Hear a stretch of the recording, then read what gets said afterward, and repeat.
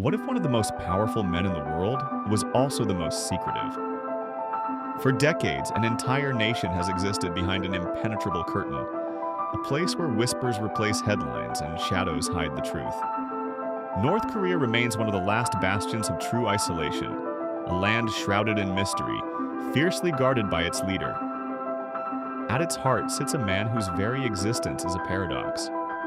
Kim Jong-un, the supreme leader, a figure both universally recognized and profoundly unknown. We're about to pull back that curtain, however briefly, to explore the life, the reign, and the enduring enigma of the world's most reclusive dictator. From his hidden past to his nuclear ambitions, prepare to venture into a story where every detail is a carefully placed puzzle piece, and the biggest questions remain unanswered. His story began not with a bang, but with a disappearance. Kim Jong-un was born into the ruling dynasty, a lineage of power and absolute control. Yet his early life was like a ghost, a puzzle deliberately obscured from the world. While other powerful scions flaunted their privilege, Kim Jong-un was meticulously hidden. For years, the world barely knew he existed, let alone that he was being groomed for absolute power. Reports suggest he spent some time in Switzerland, under an assumed name, attending international schools. Imagine a future dictator, learning alongside children from open societies, experiencing a world so vastly different from the one he was destined to command. What did he learn there? What did he truly see? Did a glimmer of another way of life ever take root, only to be crushed by the weight of his destiny? We may never know. This period remains one of the most intriguing blanks on his biographical canvas, a fleeting moment of potential normalcy swallowed by the extraordinary. Then in December 2011, the world reeled. His father, Kim Jong-il, passed away suddenly. The carefully constructed succession plan, if it even existed in its entirety, was accelerated. At just 28 years old, thrust into the spotlight, the world watched a young, inexperienced leader take the helm of one of the most volatile nations on Earth. He was an unknown quantity, a reluctant heir in the eyes of many, with no clear path laid out for how he would navigate the treacherous waters of international politics or the fierce internal power struggles. Would he be a puppet, a reformer, or something far more dangerous? The question hung heavy in the air, a silent alarm bell ringing across the globe. But what is life like under the rule of this mysterious man? For the millions living within North Korea's borders, existence is a tightly choreographed dance, every step dictated by the state. Imagine a life where your television, your radio, your newspaper, even your thoughts are curated by a single, all-encompassing narrative. Pervasive propaganda is not just a tool, it's the air people breathe, fostering an unwavering, almost religious devotion to the leader. From childhood, citizens are taught to revere the Kim family as divine, their protectors, the very heart of the nation. Songs, films, art, every cultural output serves to reinforce this message. Look closer and you'll see the omnipresent surveillance, a chilling reality where neighbor watches neighbor, and even a casual remark can lead to dire consequences. The state dictates everything: where you live, what job you hold, what information you can access, even the hairstyles you're permitted to wear. Freedom of thought, expression, and movement are luxuries that simply do not exist.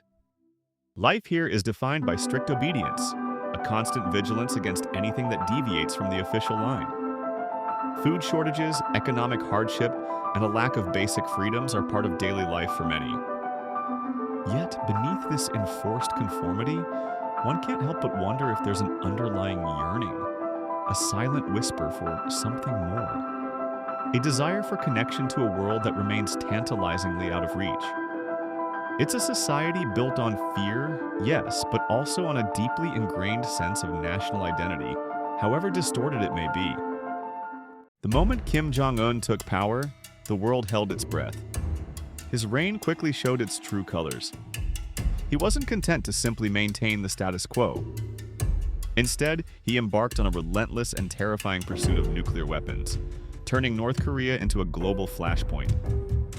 Every missile test, every underground detonation sent shockwaves through international relations, pushing the world closer to the brink of an unthinkable conflict. This ambition has created tense standoffs with the United States, South Korea, Japan, and other global powers. Imagine the high-stakes gamble. Each launch, each defiant statement is a roll of the dice with the lives of millions hanging in the balance. We've seen moments when the rhetoric flared so hot, it felt like a single misstep could ignite a regional or even global catastrophe. From fire and fury, threats to historic yet ultimately fruitless summits, Kim Jong-un has demonstrated a willingness to play a dangerous game, using his nuclear arsenal as leverage, a shield, and a tool to demand attention on the world stage. The stakes of these actions are nothing short of life and death, making his decisions the subject of intense scrutiny and dread worldwide. He has weaponized uncertainty itself. And yet, while his people endure hardship and the world holds its breath, Kim Jong-un's personal life paints a starkly different picture. He enjoys a life of unparalleled, almost obscene luxury. Picture private jets ferrying him between lavish coastal palaces, equipped with exclusive beaches and sprawling entertainment complexes. Imagine fleets of luxury cars, high-end speedboats, and even a private railway station at his disposal. Reports often surface of his extravagant tastes, from expensive Swiss cheeses to top-shelf liquor, all while the vast majority of his citizens struggle for basic necessities.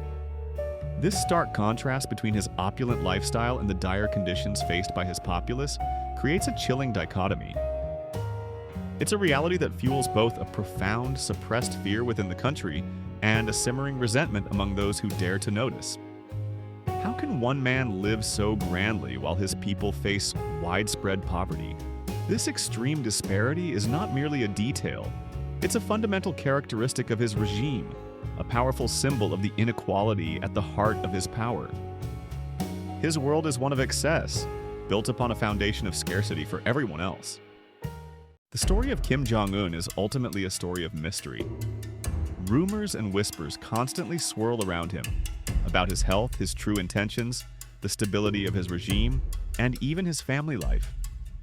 Is he genuinely ill, or are his absences just another calculated move in his game of secrecy? Does he truly believe in the ideology he propagates, or is it merely a means to an end? These unanswered questions persist because secrecy is perhaps his greatest weapon. It keeps adversaries guessing, keeps his own people in check, and keeps the world perpetually off balance.